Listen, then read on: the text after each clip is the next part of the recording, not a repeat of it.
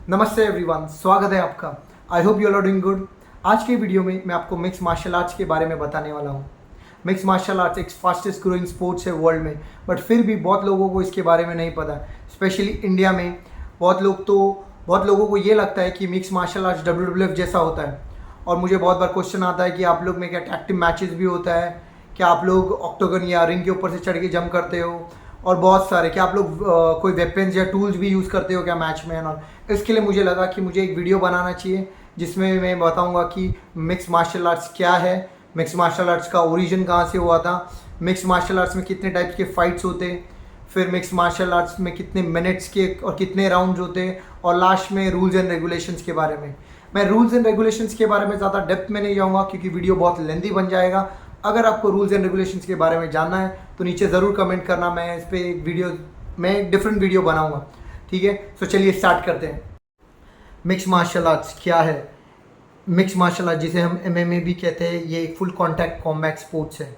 Full contact मतलब यहाँ पे पावर का कोई लिमिट नहीं है। आप कितने भी पावर से अपने ओपोनेंट को पंच करो, किक करो, स्लैम करो। डिफरेंट मार्शल आर्ट्स में डिफरेंट लेवल्स होता है। कहीं लाइट कॉन्टैक्ट होता है, स्लो हिट करना है, सेमी कॉन्टैक्ट थोड़ा पावर से, देन फुल कॉन्टैक्ट।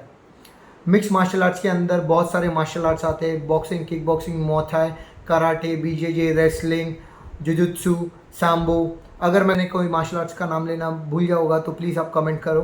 ठीक है, इसके अंडर में बहुत सारे मार्शल आर्ट्स आते हैं। इसका स्टार्ट इसके लिए हुआ था ताकि प्रूफ करने के लिए कि कौन से मार्शल आर्ट्स से बेस्ट है।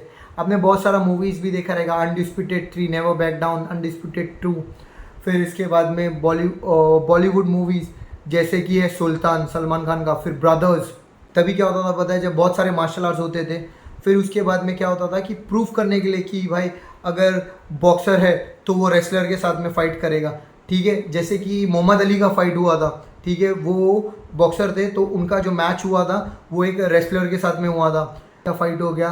फिर इसके बाद में अभी जो एक फाइट हुआ था रिसेंटली, बहुत अच्छा फाइट हुआ था, Rodtang versus Demetrious Johnson, different martial arts. ऐसे ही मार्शल आर्ट्स को प्रूव करने के लिए कि कौन से मार्शल आर्ट्स से बेटर है, इसके लिए MMA का स्टार्ट हुआ था।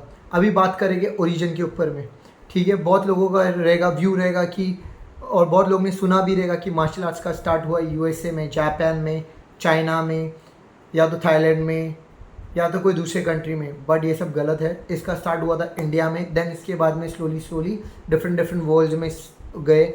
इंडिया के बाद चाइना, चाइना के बाद जापान, जापान के बाद में फिर USA, फिर उसके बाद में वर्ल्ड वाइड गया।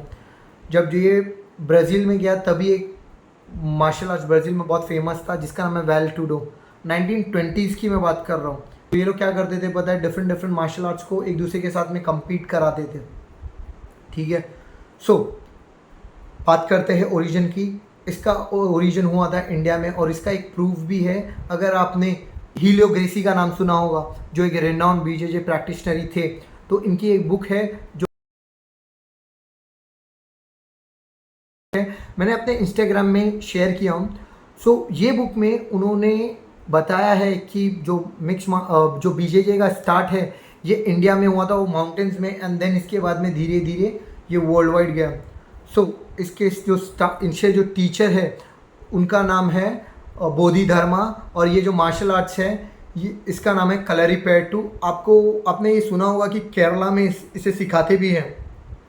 तो ये रियल है, मिक्स मार्शल आर्ट्स का स्टार्ट इंडिया में हुआ था। इनके टीचर का नाम है, ये जो मार्शल आर्ट्स है जिन्होंने स्टार्ट किया उनका नाम है बोधि धर्मा, और ये जो मार्शल आर्ट्स जो उन्होंने स्टार्ट किया था वो है कलरीपयट्टू। फिर इसके बाद में वर्ल्ड में गया, डिफरेंट स्टूडेंट लोग आए, वो लोग यहाँ से सीख के गए। आपको मैं एग्जाम्पल देता हूँ। एक फॉरेनर था, ठीक है, अभी मैंने रीसेंट की बात कर रहा हूँ, तो वो इंडिया में आया।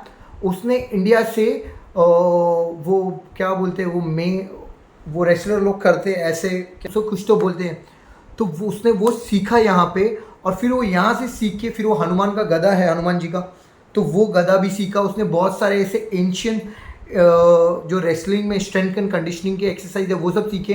फिर वो अपने कंट्री गया और उसने फिर वो ट्रेनिंग का नाम दिया वाइकिंग ट्रेनिंग्स करके, उसने स्टार्ट किया, कोर्सेज भी स्टार्ट किए। ये बहुत सारे फॉरेनर्स आते थे इंडिया में सीख के, फिर अपने कंट्री में जाते थे, फिर अपने मार्शल आर्ट्स अपने हिसाब में नाम देते थे। ठीक है, ये तो हो गया मार्शल आर्ट्स क्या है, मार्शल आर्ट्स का स्टार्ट कहाँ पे हुआ। अभी बात करते हैं कितने टाइप्स के एमएमए होते हैं। सो एमएमए में कितने टाइप्स के फाइट्स होते हैं। बेसिकली दो ही टाइप के फाइट्स हैं जो अभी तक फेमस थे।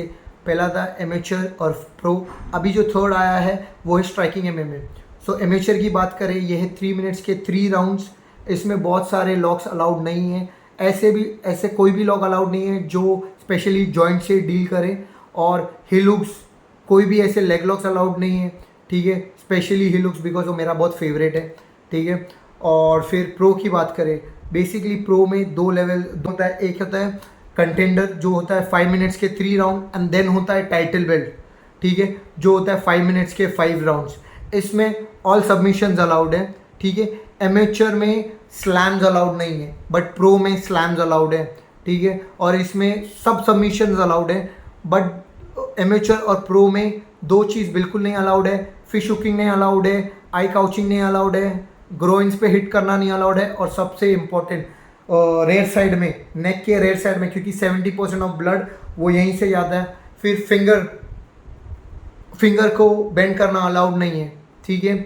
सो ये तो हुए रूल्स एंड रेगुलेशंस। और एक और चीज़ नया जो आया वो है स्ट्राइकिंग एमएमए। स्ट्राइकिंग एमएमए में क्या होता है, आप अपने ओपोनेंट को किक और पंच कर सकते हो और टेक डाउन भी कर सकते हो। बट अगर आपने उसको टेक डाउन किया, ठीक है, और जब आप उसको टेक डाउन कंप्लीट हुआ उसके बाद में आप कोई भी सबमिशन अटेम्प्ट नहीं कर सकते हो। टेक डाउन के दौरान अगर आपने कोई भी सबमिशन लिया है तो वैलिड है।